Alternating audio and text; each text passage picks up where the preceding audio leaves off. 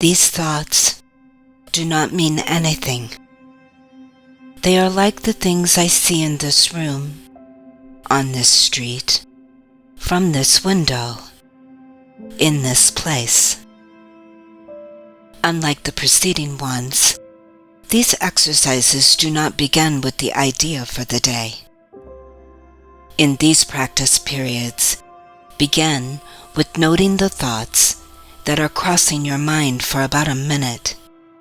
Then apply the idea to them. If you are already aware of unhappy thoughts, use them as subjects for the idea. Do not, however, select only the thoughts you think are bad.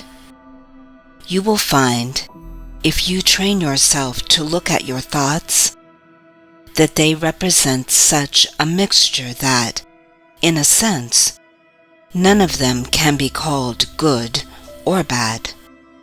This is why they do not mean anything. In selecting the subject for the application of today's idea, the usual specificity is required. Do not be afraid to use good thoughts as well as bad. None of them represent your real thoughts, which are being covered up by them.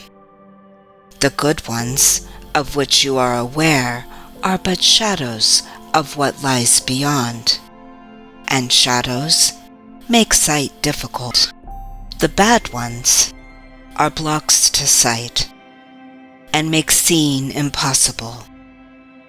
You do not want either.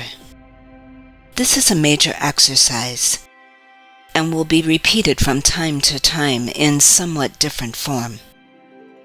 The aim here is to train you in the first steps toward the goal of separating the meaningless from the meaningful.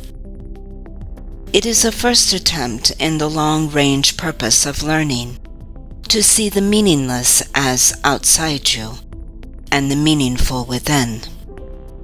It is also the beginning of training your mind to recognize what is the same and what is different. In using your thoughts for application of the idea for today, identify each thought by the central figure or event it contains. For example, this thought about does not mean anything. It is like the things I see in this room, or wherever you are. You can also use the idea for a particular thought which you recognize as harmful. This practice is useful, but it is not a substitute for the more random procedures to be followed for the exercises. Do not, however, examine your mind for more than a minute or so. You are too inexperienced as yet to avoid a tendency to become pointlessly preoccupied.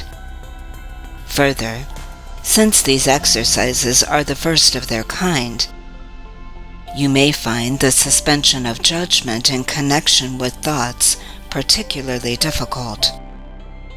Do not repeat these exercises more than 3 or 4 times during the day. We will return to them later.